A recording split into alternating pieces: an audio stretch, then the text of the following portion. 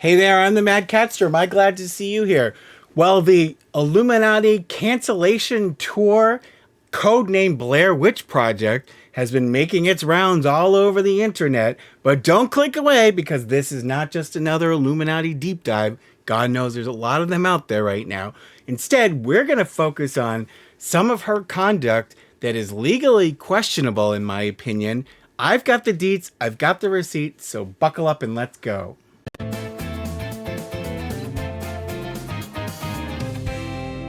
So I am here with Sybil the Enforcer and Amelie. You can see just the top of her head, my oldest cat. Sybil says, please like and subscribe. We really appreciate it. We appreciate all of your support. Please make sure you are liked and subscribed even if you think you are, because there's been some hanky-panky going on with YouTube lately. I don't know what's going on. But anyways, we're going to talk about Illuminaughtii, whose real name is Blair, and some of you may be familiar with her channel. She does deep dives into multi-level marketing and other corporate scandals. Well, she herself has been the subject of some scandalous accusations and allegations. And if you just search her name, you'll see that there are 1,000,001 videos that have been made out there about it. But don't worry, we're not going to do another deep dive. If you want a deep dive, there's plenty of videos out there. But I think there are some aspects of this story that have kind of not really gotten the attention that they should get, because I think she's done some things that are legally questionable. For those of you who aren't aware, I will just give you a brief synopsis. Illuminaughtii, I told you, is a channel. She does deep dives into corporate scandal stuff. Well, she had gone onto, I think it was Twitter. I'll put it up here. And she basically, if you've ever heard of Legal Eagle, he's who I wish I could be, the big internet lawyer channel, and he's really good. I really like him. But she went on and made this bizarre accusation that his design people or editors had copied her style for some of the stuff that they put up.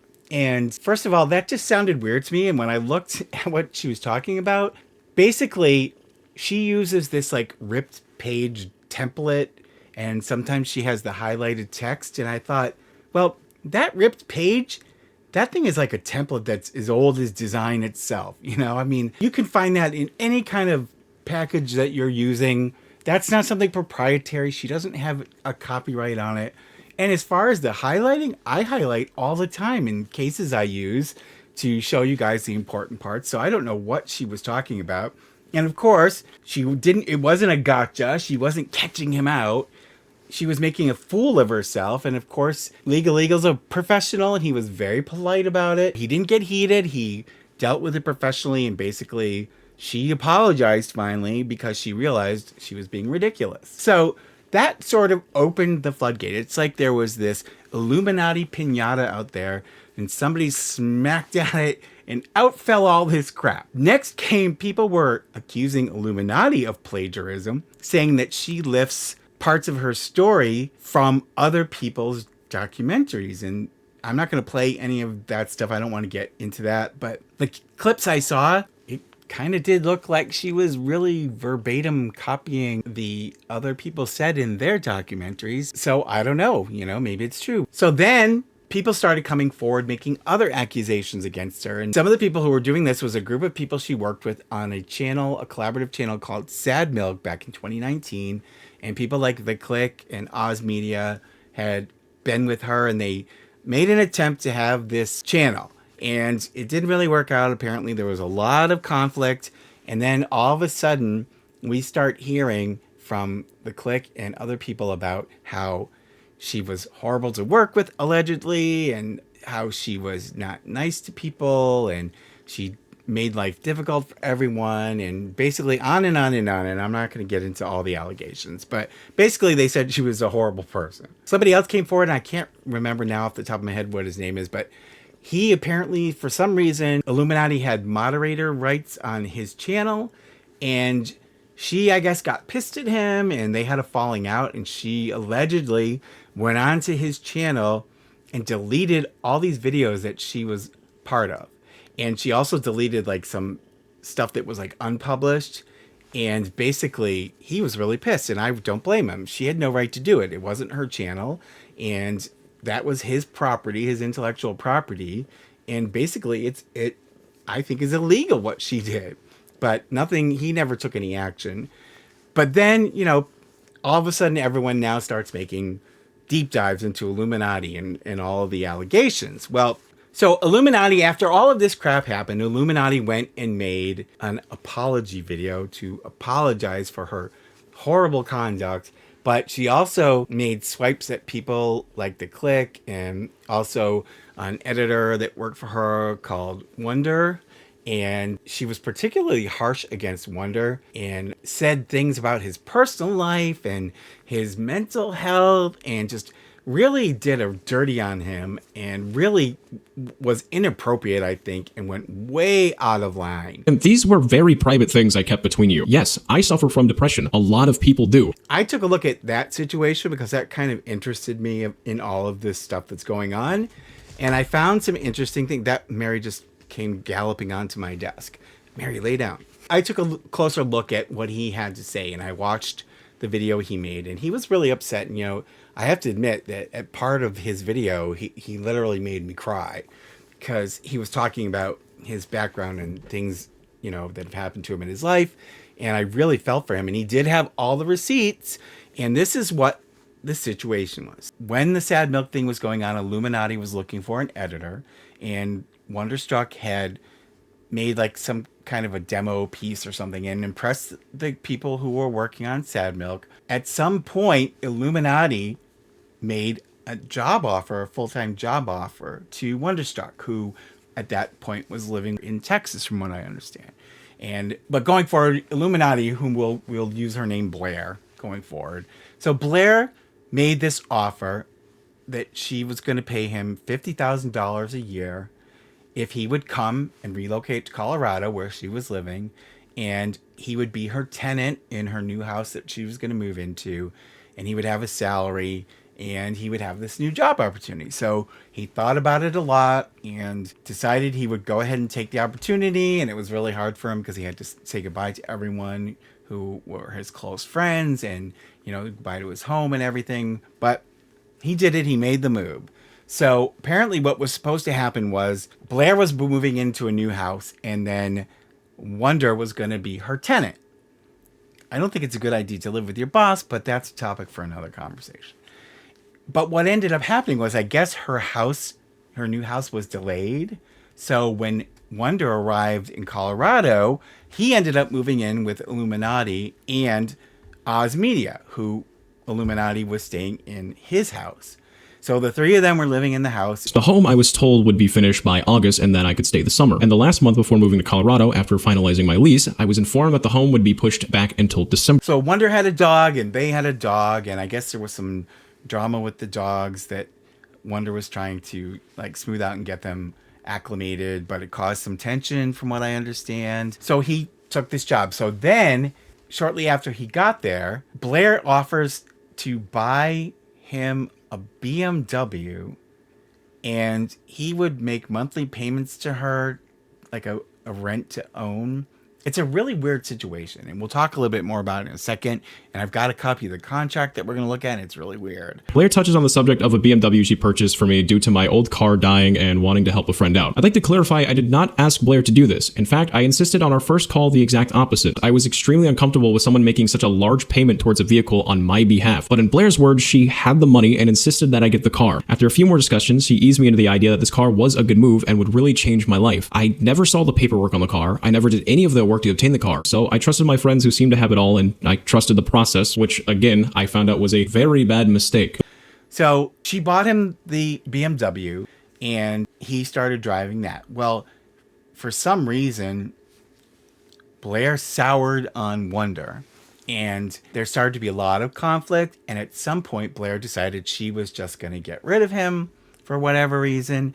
She used a pretext of he missed his deadlines, but he showed receipts that the things he was working on, that he got terminated before the deadline even passed. So that apparently was not true. And again, proof that I was fired before my deadline even happened. But I was fired for explicitly not meeting deadlines, which I find highly confusing due to, once more, I must reiterate that my deadline was August 2nd.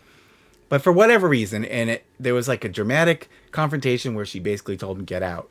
So he took what possessions he had, put them into the BMW, and decided to drive back to his father's in Texas. She said whatever I needed to do, I just needed to go. So with no work, my only options were being in a home with someone who won't even speak to me, or I could go visit my father and just spend some time with him. So I chose option 2. Then, apparently right before he left, she then decides she's going to have him sign a contract about this rent to own. But before going, Blair had me sign her BMW contract she had been meaning to get to me for a while. Which seemed really weird to me. Why are you giving him the contract now? Why do you suddenly need him to sign this thing? Let's just examine that for a second. It's like, I thought to myself, this is really weird, you know?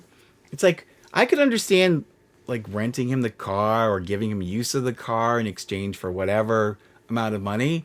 But this whole rent to own, and then the fact that she's shoving this contract in his face to sign before he leaves seems weird. So in my mind and in my opinion, I'm thinking, is there some like tax thing going on? Some like write-off that this is somehow involved with? And for some reason she needed the contract with his signature on it in order to use the write-off. I don't know. I'm not an accountant. I'm not a tax attorney. I don't know what the goal was. But it just seems odd, and something smells to me about that whole situation. It just seems really, really weird. So I guess apparently he signs it and he goes off to his father's. Now, shortly after he arrives with his father, Blair alleges he's violated terms of the contract. And like one thing she, I guess, alleged that he didn't have insurance, which was required. But he showed receipts that he did have insurance. Blair claims I broke the contract by the following: no proof of insurance, cars to reside in El Paso County. Okay, well, here's my proof of insurance, and here's my official mailing address during this time. You can clearly see it states Colorado. Then, bizarrely, at 3 o'clock in the morning one morning, shortly after Wonder gets back to Texas, Blair flies down to Texas and takes the car in the middle of the night. A few days later, after being fired on July 27th, on July 29th, Blair came to Texas to revoke a car in the middle of the night, but she claimed I breached contract. At roughly 3 a.m., Blair sent me a text stating that I had breached numerous contract violations and that she was in Texas to repossess the vehicle. It goes without saying I was asleep at this time, so obviously I did not see a message that was sent to me at 3 a.m. in the morning. That is so weird, okay? If you're going to terminate that rental contract, tell him you're going to do it. But what's even worse is all of his stuff was still in the car, and he put up a list, and I'll put it up here. You'll see there's a whole bunch of stuff that he had in the car, including his 2 YouTube play buttons. And she just basically took it. Now, she says she repossessed it. But there's a problem with that. I looked at the contract, and I'm going to put it up here now, and you can take a look at it. Nowhere, and you'll see in here, there's like, you know, it says that he'll make monthly payments, and then if he does everything according to the contract, like there's something about insurance, and it has to be housed in Colorado in the county she lives in, and any damage he would have to pay for, etc., etc. It's a very basic agreement that doesn't really look like a contract to me. She could have just said to him, look, I'm terminating the contract. I want the car back, and made arrangements to get the car. But for some reason, she felt like she had to go on this mission at 3 a.m. and I'm assuming trespass upon private property and take possession of the car. Now, trespassing is against the law. Repossession is usually only done by the lender, like the bank or the finance company, when you fail to make payments and you've gone into default. But she just seems to arbitrarily have decided that he violated the agreement and took it upon herself to go down there and take the car off of private property and basically, and I'll use it to be polite, appropriate his personal possessions. I found out recently from Oz these items were subsequently thrown in the trash, which she had no right to take. I think it's all very legally suspect, okay? The whole situation with why is there this weird contract that's not really a contract? And now if you look at the contract too, a couple of things stood out to me. Number one, there's nothing in there that says that if his employment is terminated, that the contract terminates. There's nothing that says that she can terminate it at will. There's nothing in there about notice. There were no provisions that you would normally see in a contract. And I think, according to what he showed, he didn't violate the terms. So she's in breach of contract because she went and terminated the contract even though he hadn't done anything wrong. So, I mean, I'm sure he won't, but I mean, if he had his druthers, as they used to say, he would go and sue her for breach of contract, because I think that's what it was, because he was supposed to, after 2 years of payments, he was supposed to own the car. Now, if he didn't breach the contract, he should still be making payments on that every month, and at the end of the 2 years, in 2023, this year, the car would be his. So she's breached the contract, not him. But I felt really bad for him because here's this woman, Blair, Iilluminaughtii, who entices him to totally upend his life and move to Colorado, leave everything he's ever known behind, and in a leap of faith, come to this job and hopefully have a better life. And she went and ripped the rug out from under him after he had totally upended his life for her and for this job. And from what I could see, it doesn't look, in my opinion, like he did anything wrong. There's just, for some reason, and I guess she, from what I heard, allegedly she has this knack for suddenly turning on people, and there must have been something that made her turn on him, and she just decided she was done with him and threw him aside like just so much trash. And I feel really, really bad for him. And I'm glad that people have thrown their support behind him, because I think he got royally screwed by her. And I think she took advantage of him. And I think she went and totally played with his mental health and then tried to embarrass him. She went and made it sound like, she showed pictures like the car had a crack in the windshield, which he explained was because when he was driving, a rock came from a truck and hit the windshield. Well, that's happened to me probably half a dozen times. So that totally explains that. There didn't appear to be any damage, and she didn't allege any damage on the outside of the car. She showed that, like, I guess the button for the glove box had broken. It wasn't broken off, but it wasn't functioning. Okay, well, that's a minor thing. And then she showed the fact that he had, like, there were 3 plastic bottles of, like, soda or something in there and some papers. It's like, the guy just drove long distance because you tossed him out of the house. Of course there's going to be crap in the car. Plus he had his possessions, which he made a point of saying that she did not show in her videos. And so she made it look like, oh, look at it, what he did to my car. I had to take it back, you know? And it's like, you know what? You're the one in the wrong, in my opinion, not him. So let me know what you guys think down below. But this whole thing, what a mess, you know? And we haven't even talked about all the allegations that were made against her, but you can go look at some of the other videos. But I'd like to hear what you guys think. Tell me down in the comments. Do you think that she was in the wrong? What do you think about how she treated him? And do you think that it was inappropriate for her to talk about his personal life and his mental health in public on social media without any kind of permission from him? Also, let me know if there are any videos you want me to make. I'm going to do an update on the Chrisleys. There's some new tea about the appeal that they've put together against their tax fraud sentence. So we'll be talking about that. I've asked Rich Lux to join me for a live stream on Friday. I haven't heard back from him yet, but I'll put something up on the community page on my channel to let you know when that's happening and the time and everything. So if you want to join us, we're going to be talking about some of the recent tea going on. We'd love to have you there live with us, and it'll be available afterwards to view. Sybil again says, please like and subscribe. I don't know what's going on with YouTube, but there's been some hinky stuff, like I said, so check to make sure you're subscribed. Even if you think you are, there's some people have told me that they're not, and I've noticed some weird things going on. But I want to thank all of our channel subscribers, and I want to thank all of our Patreon patrons. You guys, I know I say this all the time, but we appreciate you guys so much. We really, really do. The cats really appreciate you. Everything that you guys do helps me take care of these guys.